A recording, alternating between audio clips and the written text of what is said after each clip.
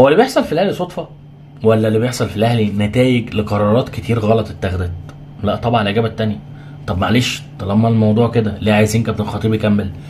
مفيش غيره، مفيش حلول تانية، ومفيش نوعا ما حد تاني تقدر تقول ان هو يقدر يشيل الشيله دلوقتي. يعني خلينا نكون صريحين، اداره الخطيب بقى لها سنتين بتاخد قرارات عبثيه وبتعمل حاجات لا تساعد الا على الفشل. اداره النادي الاهلي الفتره الاخيره رافعه شعار سيبك من الكفاءه وهات الناس اللي احنا واثقين فيهم. معلش، احنا مجلس شعاره اهل ثقه مش اهل كفاءه. الموضوع ملوش اي علاقه بالكفاءه. هات لنا مدير كوره مكان سيد عبد الحفيظ علشان نوعا ما يصاحب اللعيبه ويدلع اللعيبه، ودينا بنطلع كادر جديد. طب طلعنا كادر؟ لا، فشلنا الراجل وحرقنا التجربه بتاعه كابتن خالد بيبو. ده غير ان احنا اصلا قبلها كنا هنقول ان احنا مش عايزين مدير كوره، وان اصل كولر هو اللي طلب رحيل سيد عبد الحفيظ، وان هو ما كانش مانع من رحيل كابتن سيد، مع ان الحقيقه ان المجلس هو اللي خد القرار ولبس فيه كولر. ولما حصلت مشكله قال لك طب ما نرجع تاني المنصب بتاع مدير كوره ورجعه كابتن خالد بيبو. طب معلش، طب ما تيجي نعمل ابجريد، نجيب مدير رياضي بس بصلاحيات مدير كوره، او نجيب مدير كوره بصلاحيات مدير رياضي. معلش انت بتدي صلاحيات، بس معلش انت بتدي صلاحيات ولا مفيش صلاحيات؟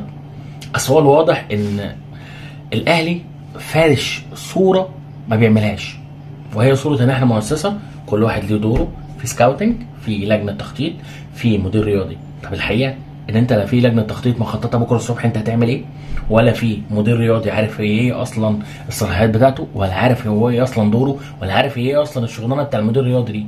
بقول لك ان المدير الرياضي ده كان جاي يشتغل مدرب مؤقت. والله كان جاي يشتغل مدرب مؤقت، ولكن قال لهم انا عايز اشتغل مدير رياضي. قالوا له يمسك مدير رياضي؟ ما جتش في جمل يعني. هم اللي مسكوا مديرين رياضيين قبلك كانوا مسكوا قبل كده فين؟ فهتقعد تبص كده، لا في عبثيات وفي عك. نطفش كولر علشان خاطر كولر اجرم وطلب مننا نجيب له صفقات عشان الفرقه بقت فاضيه. كولر اللي كان طلب مننا نمشي لعيبه ونجيب لعيبه، احنا مشينا لعيبه بس ما جبناش حد. بس اللي لبسنا مين؟ كولر. هو يا بيه، هو اللي مدير فني فاشل يا بيه، هو اللي مشى اللعيبه وطفش اللعيبه يا راجل. كولر هو اللي كان المشكله، صح؟ يعني الازمه كلها كانت في كولر، صح؟ زي ما الازمه ما كانت في موسيماني، صح؟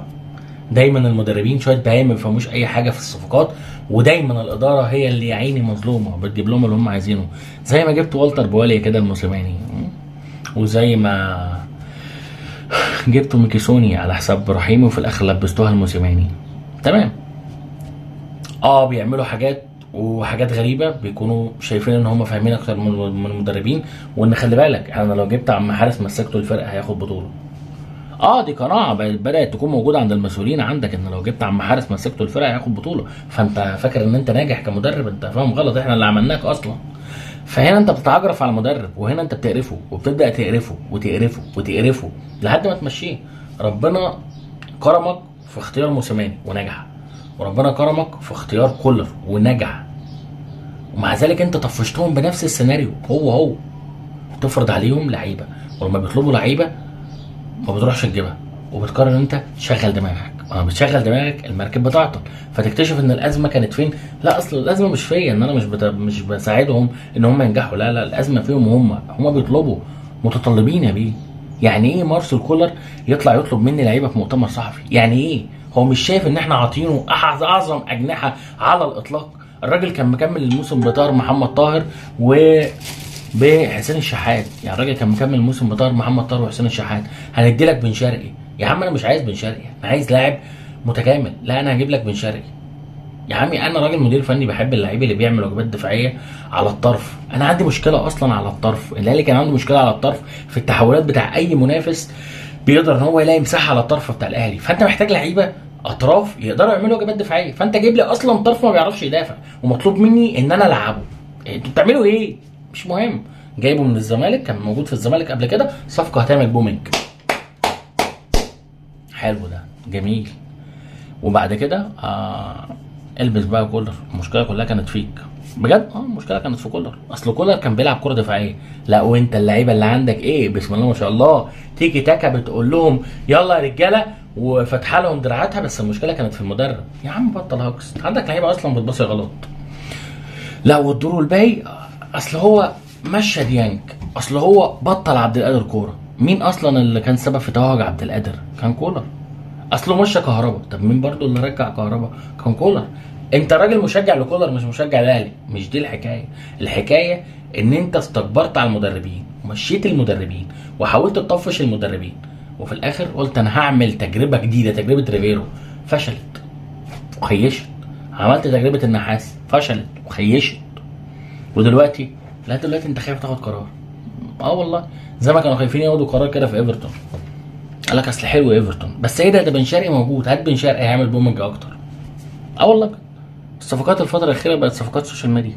مش صفقات اهم حاجه ان احنا ندور على مصلحه الفريق، لا احنا بندور على مصلحه المجلس بس. حتى كمان انت بتكسر كل الاعراض بتاع الاهلي. فين يا باشا موضوع التقييم اخر السنه؟ لا اصل انا مش واثق في قراري اصلا بجد. فبخش بقى الموسم بمدرب متكهرب، وبعد كل مباراه الجمهور بيفضل يتكلم وبيتكلم وبيتكلم وبيتكلم. طب انا دخلت الازمه دي كلها ليه؟ عشان شرط جزائي بتاع كولر. هو انا بطفش كولر، ما اكتشفش ان عنده شرط جزائي غير لما مشي. فكل العبثيات الاداريه دي في الاهلي تقول لك ان انت صعب تنجح، صعب تنجح مع اللي بيحصل ده. بجد الموضوع مبالغ فيه، والموضوع مقرف في اللي بيحصل في الاهلي. تخيل مصر كلها تبقى عارفه ان في ناس بتتجامل، ومع ذلك انت كل اللي بتعمله ان انت طالع تتكلم تقول اصل الرؤيه بتاعه المجلس هتكون عظيمه، واصل الرؤيه بتاع رئيس النادي. رئيس النادي اللي شايف ان في مدير رياضي يصلح يبقى مدير رياضي، وهو اصلا ما يعرفش يعني ايه مدير رياضي. نازل يقعد مع المدرب على الدكه. مدير رياضي ايه اللي بيقعد على الدكه؟ مش فاهم. بس تمام، مفيش مشكله يا عم. طب هو ده دايركتور مانجر ولا ده تكنيكال مانجر؟ الراجل ده بيعمل ايه بالظبط؟ ولا الراجل ده بتاع اموال وبيظبط الورق وبيظبط الدفاتر وبيخلي المصروفات تبقى زي الفلوس اللي طالعه، المصروفات تبقى زي الواردات؟ بيعمل ايه المدير الرياضي بتاعك ده؟ بيدور لك مثلا على ان هو يعمل تيم سكاوتنج، وبيدور لك مثلا على ان الفريق هيحقق ارباح كذا والفريق هيطلع كام؟ لا. طب هو عارف الكلام ده؟ مفيش. طب ما انت بتعمل ايه؟ المفروض ان المدير الرياضي ده يبقى حلقه وصل ما بين الاداره وما بين الفرقه، مش انت تحطه في الفرقه عافيه. لا انا ما بحطوش في الفرقه عافيه، انا ماشي معاه بالمنطق المصري. لازم يكون ليها عصفوره في المكان. تمام بقى، مش مهم. زي ما بيتقال دلوقتي ان في مشكله مع فيشر بشان المدرب اللي هيكون موجود معاه من الجهاز المصري، اللي هو اصل احنا عايزين نحط كابتن عماد النحاس تاني. معلش تاني. والله تاني عادي، زي ما كابتن محمد يوسف مكمل عادي. المشكله بقى ان هم بيتصدموا ان في فشل بيحصل. تخيل يعني، المشكله ان هم بيتصدموا ان في فشل بيحصل. بنطفش مدربين، بنجيب صفقات كيديه، ما اثبتتش نجاح باهر. مع احترامي لبن شرقي، لو دورت على ارقام بن شرقي ودورت على الماتشات اللي لعبها بن شرقي هتلاقي ان بن شرقي لحد دلوقتي صفقه متوسطه. حد يقدر يقول على امام صفقه متوسطه؟ طبعا لا. انما لحد دلوقتي بن شرقي لسه الارقام مش افضل حاجه، لحد دلوقتي الانطلاقه بتاعت زيزو مش افضل حاجه.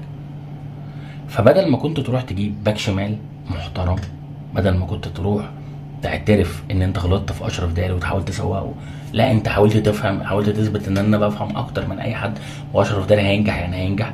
وكان باين ان انت اتخوزقت في داري، اصاباته كتير ولاعب زجاجي، ولكنك ما بصيتش على سجل الاصابات. انت قلت هو كان موجود مع منتخب المغرب في كاس العالم فهاته. وجراديشار محدش عارف هو الراجل ده مهاجم جاي يتطور عندك. طب جاي يتطور عندك لعبه.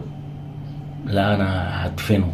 ليه؟ اصلا بنحب محمد شريف، يعني احنا مرجعين شريف عشان انا بنحبه. طلعنا سكريبت كده ان الزمالك عايزه، اصل هو رفض الزمالك فهنرجعه. ونادي داخل له 17 مليون دولار ومعرفش يجيب مهاجم. كالعاده السوق كله بيعطل لما انت بتحب تجيب مهاجم، والسوق كله بيعطل لما انت بتحب تجيب مدرب. طب وده مش بيوحي لك ان المشكله موجوده عندك انت، مش موجوده في السوق؟ يا عمي مش مهم، هنطلع نتكلم الكلام ده، وبعد اي مكسب هيطلع يقول لك انتوا خدتوا كام ولجان ومش لجان. اقول لك حاجه، انا اتمنى ان انا اكون لجان، واتمنى ان انا اتربح من كلام على الاهلي زي اللي بيتربحوا من كلامهم على الاهلي. والله سواء بالسلب او بالايجاب، سواء بان هم يطلعوا ينفذوا تعليمات ويطلعوا يقولوا على ده حلو او ده وحش، او يطلعوا ينزلوا يطلعوا ينشروا سكريبتات زي ما دلوقتي ما طالعين في السكريبتات بتاع قصه ادعم ادعم ادعم ادعم ادعم ادعم، حتى لو اللي بيحصل عبث. لا معلش، موضوع انك تدعم حاجه عبثيه انت بتضيع وقتك على الفاضي، لا اكتر ولا اقل. وما تحاولش ان انت تقنع الجمهور ان هو يفضل يدعم يدعم يدعم يدعم يدعم حتى لو انت بتغلط. لما تغلط اتحمل غلطك، مش تقول لي دعمني حتى وانا بغلط، لا، ضيع وقتك.